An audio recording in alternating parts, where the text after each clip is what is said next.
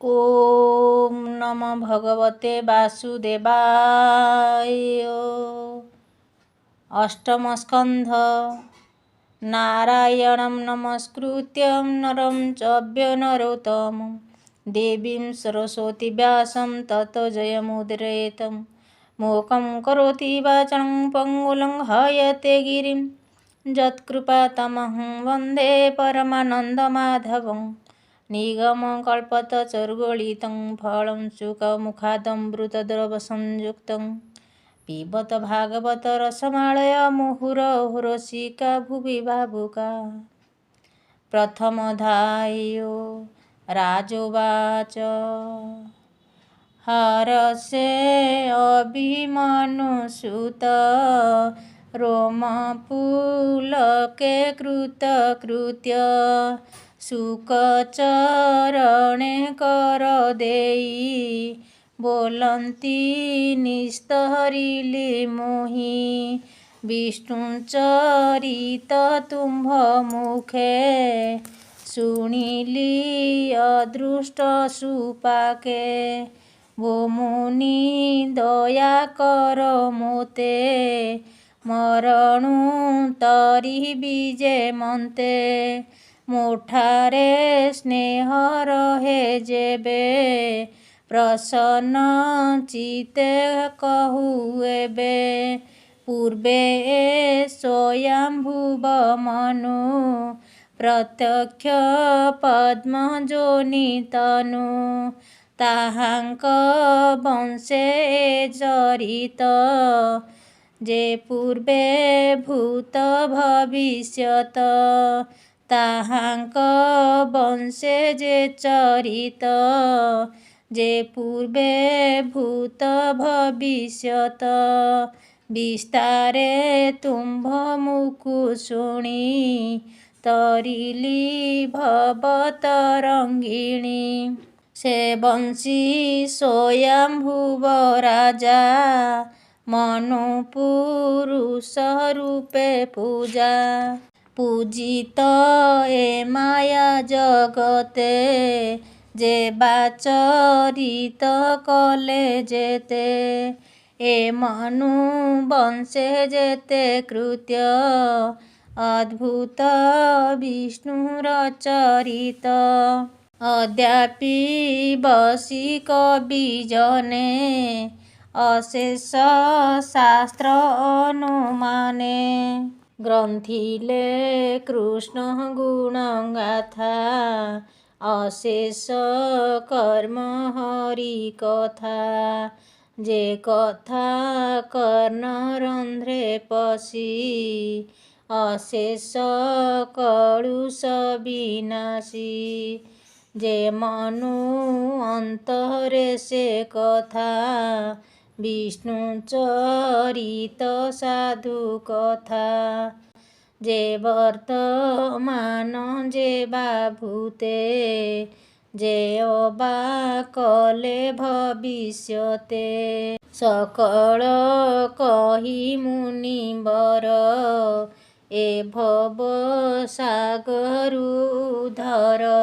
बदरायणीरुवाच एमन्ते परीक्षित आगे सुख कहन्ति अनुरागे प्रथम कल्पे मु संपादी कहिली स्वयंभुव आदि एषड मनु वंशे जेते देवादि मनुष्य पर्यन्ते आद्यन्त मध्य कले जेते पूर्वे मु कहिअछि तोते अकुति देवहूति बेनी मनु दुहिता बेनी भग्नी धर्म ज्ञानर उपदेशे परम ब्रह्म निज अंशे यज्ञ बराह कल्पे पूर्वे जन्मिले देवहूति गर्भे कपिल रूपे कले जेते ପୂର୍ବେ ମୁଁ କହିଅଛି ତୋତେ। ଆକୁତି ଦେବହୂତି ବେନି ଯେ ପୂର୍ବେ ମୁଁ କହିଅଛି ତୋତେ। ଆକୃତି ଦେବହୂତି ବେନି ଯେ ଅବା କଲେ ପୂର୍ବ ଘେନି। ସେ କଥା ଶୁଣ ନୃପବର ହରିଚରିତ ସୁଧାସାର। ଯେ ସ୍ୱୟଂଭୁବ ମନୁରାଜା ବିଷ୍ଣୁ ପ୍ରସନ୍ନେ ମହାତେଜା। ସେ ପତ୍ନୀ ଶତରୂପା ସଙ୍ଗେ ବିରକ୍ତ ଚିତ କାମ ଭୋଗେ। ବନେ ପଶିଲେ ତପର୍ଥେ ସେ ପତିବ୍ରତାର ସಮೇତେ। ସୁନନ୍ଦା ତୀର୍ଥେ କପାଦେ ଭୂମିସ୍ପରଶେ ଦୃଢ଼ ବନ୍ଧେ। ଗଗନ ଗତେ ମୁଖ କରି ଚଞ୍ଚଳ ଚିତ୍ତକୁ ନିବାରି। ସୁଘୋର ତପେ ରହି ମନେ ସେ ରାଜା ବିଚାରିଲା ମନେ। ଯେ ହରି ଏ ବିଶ୍ୱ ସଂସାରେ ତେ ଚେତନା ରୂପେ ରୁଦ୍ଧ ପରେ। ଚେତନା ଅଚେତନ ରୂପୀ ଜାଗ୍ରତ ସ୍ୱପ୍ନ ମଧ୍ୟେ ବ୍ୟାପୀ। ବ୍ରହ୍ମା ନ ଜାଣେ ଯାର ଅନ୍ତ ତେଣୁ ସେ ବୋଲାଏ ଅନନ୍ତ। ଏ ବିଶ୍ୱ ମାୟା ଯାର ହୁଏ ସତ୍ୟ ବିରାଜେ ନିଜ ଦେହେ। ସୃଜଇ ପାଳଇ ସଂହାରେ ବାଳକ ଲୀଳାରେ ବିହରେ। ଦେଖନ୍ତା ପ୍ରାଣୀ କି ନ ଦିଶେ ଦୃଶ୍ୟ ଅଦୃଶ୍ୟ ରୂପେ ମିଶେ। ସକଳ ରୂପେ ଯାର ବାସ ବିଭବେ ଯେନେ ଘଟାକାଶ। ସେ ସର୍ବ ପ୍ରାଣୀଙ୍କ ମଧ୍ୟର ଜିମୂତ ମଧ୍ୟେ ଯେହ୍ନେ ନୀର। ସୁପର୍ଣ୍ଣ ପୁଷ୍ପେ ଯାର ଗତି ଜ୍ୟୋତିଙ୍କ ମଧ୍ୟେ ଦିବ୍ୟ ଜ୍ୟୋତି। ଆଦ୍ୟନ୍ତ ମଧ୍ୟ ଯାର ନାହିଁ ସ୍ୱକୀୟ ଭେକ ତାର ନାହିଁ। ନିମିଷେ ଅନ୍ତର ବାହାରେ ଏ ମାୟା ମୋହର ସଂସାରେ। ଏ ବିଶ୍ୱ ଜ୍ୟୋତି ସେ ବୋଲାଇ ବିରକ୍ତ ଆତ ଯାତ ନାହିଁ। ସେ ବିଶ୍ୱମୟ ପୁରୋହିତ ବିଶ୍ୱ ସୃଜନେ ଉପଗତ। ବିମୋହ ମୋହ ପାଶେ ଛନ୍ଦି ଯାର ଜ୍ଞାନରେ ବିଶ୍ୱବନ୍ଦୀ। ସ୍ୱୟଂ ପରମ ଜ୍ୟୋତି ଆଜ ପରମ ପୁରୁଷ ବିରାଜ। ଜୀବର ଜନ୍ମ ଆଦି ଯେତେ ଧରଇ ଆତ୍ମଗତି ଅର୍ଥେ। ଜୀବନ ଚେଷ୍ଟା ବିବର୍ଜିତ ସ୍ୱଭାବେ ଇଚ୍ଛଇ ଜଗତ। ଏ ଭାବ ଜାଣି ଋଷି ଜନେ କର୍ମ ଇଚ୍ଛନ୍ତି ଦୃଢ଼ ମନେ। ଯେ ଭାବ କର୍ମ ଫଳ ବଳେ ଯେଣୁ ସେ ଭଜନ୍ତି ନିଶ୍ଚଳେ। ଈଶ୍ୱର ଭାବେ କର୍ମ କଲେ ନିର୍ଗୁଣ ଲଭନ୍ତି ସେ ଭଲେ। ଇଚ୍ଛା କରନ୍ତି ପ୍ରାଣୀଙ୍କର ଯେ ଭାବେ ଭଜେ ଦୁରାଚାର। आत्मार आत्मा पूर्ण अर्थे जे तांकु भजन्ति जगते केबे हें भ्रष्ट से नुहन्ति अन्ते लभन्ति ब्रह्मगति सकल आत्मार ईश्वर स्वभावे नाही अहंकार पूर्ण नादि निरंजन काहार नुहे से अधीन स्वभावे निज मार्गे रहे के चिंती थाई अन्य देहे एणु से संसार रे सार तापादे मोर नमस्कार। श्रीशुक उवाच एमन्ते ब्रह्म भागवते से स्वयंभुव दृढचिते चिंता करन्ति तपबले सुदृढ समाधि निश्चले असुर जादुधान गणे बेगे मिलिले जोगरणे भखिबा प्राय क्षुधासे बेगे मिलिले तार पासे ताकु देखिण नर हरि यज्ञ पुरुष रूप धरी निबारी जातु धान गण स्वर्गे मिलिले नारायण से मनु अन्ते स्वरोचित द्वितीय मनु से विदित अग्निर पुत्र से स्वभावे राजत्व कला विश्वभावे त्रिमत सुबेश रोचिष ए आदि तार पुत्र दश से मनु काले नरनाथ रोचन नामे बलवंत जाहार काले देवगणे तुषित नाम उच्चारणे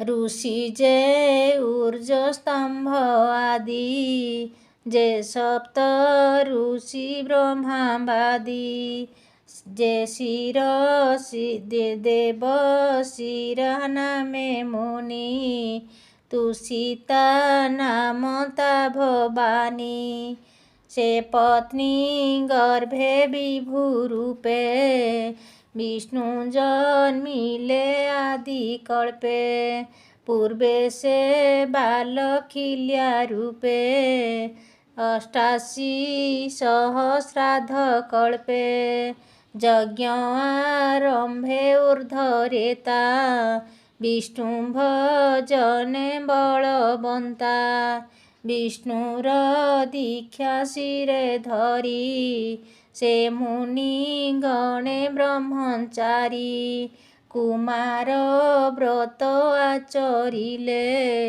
तेणु बालक से होइले तृतीय मनुष्य उत्तम से प्रिय व्रतर नंदन तार संचय जय होता ए आदि सर्वे बलवंता से कल्पे सप्त ऋषि गणे वसिष्ठ ऋषिंक नंदने प्रमोद आदि सप्तसुत सत्यंक नामे देवश्रुत सत्यंक नामे इंद्र राजा हरिभक्त महातेजा सोनुजा धर्म पत्नी गर्भे पुरुषोत्तम रूपे पूर्वे जन्मिले सत्य गुण तुले शुणन्तु जेबा कर्म कले ଯକ୍ଷ ରାକ୍ଷସ ଭୂତଗଣ ପ୍ରାଣୀଙ୍କୁ କରନ୍ତି ଭକ୍ଷଣ।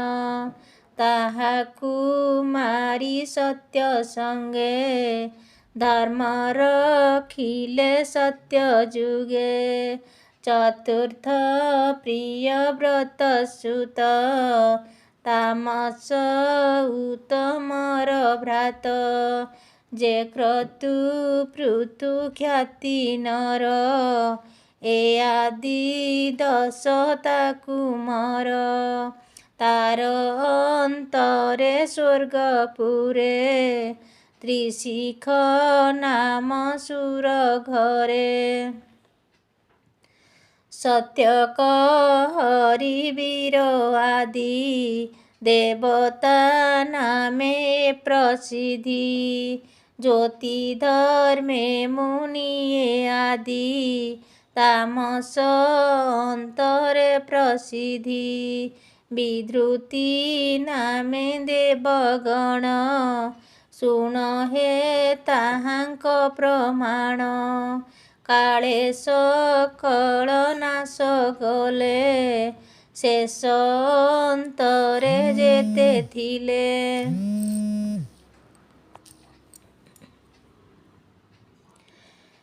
ସେ ମନୁ ଅନ୍ତରେ ଅଦ୍ଭୁତ ହରିଣୀ ଉଦରେ ସମ୍ଭୂତ। ତେଣୁ ବହିଲେ ହରି ନାମ ରୂପେ ମୋହନ କୋଟି କାମ। ଯେ ହରି ନାମ ଏ ସଂସାରେ ଅଶେଷ ଦୁରିତ ସଂହାରେ। ଯେ ରୂପେ ଗଜେନ୍ଦ୍ର ମୋକ୍ଷଣ କୁମ୍ଭୀର ଦର୍ପ ନିବାରଣ। ଜଳେ କୁମ୍ଭୀର ମୁଣ୍ଡ ହାଣି ସତ୍ୟ ରଖିଲେ ବଜ୍ର ଚକ୍ର ପାଣି। ଯା ନାମ ପରମ ମଙ୍ଗଳ ଦୁରିତ ବନେ ଦାବାନଳ।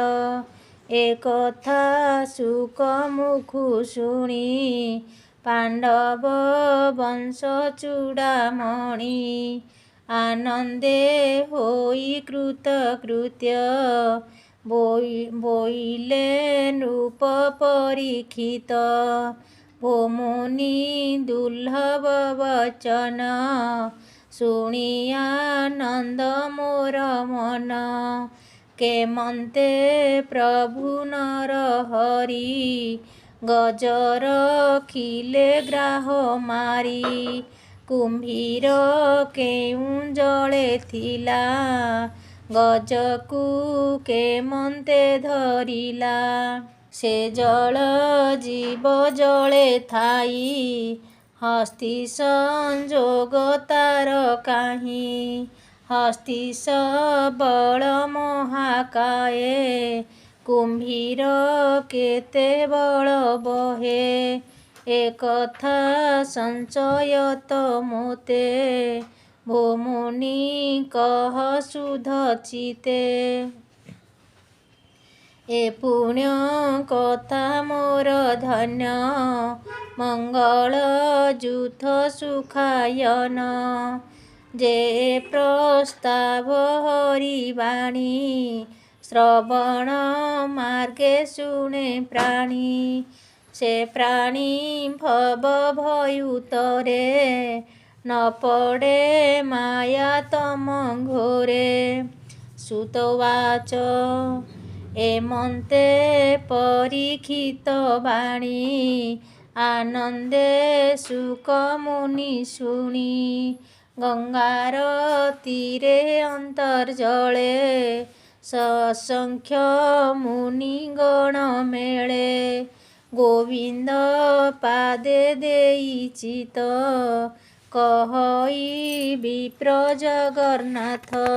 ଇତି ଶ୍ରୀମଦ୍ଭାଗବତେ ମହାପୁରାଣେ ପାରମହଂସ୍ୟା ସଂହିତାୟା 82 ଅଷ୍ଟମ ସ୍କନ୍ଧେ ଶୁକ ପରୀକ୍ଷିତ ସମ୍ବାଦେ ନାମ ପ୍ରଥମୋऽଧ୍ୟାୟଃ। ଓମ୍ ନମୋ ଭଗବତେ ବାସୁଦେବାୟ।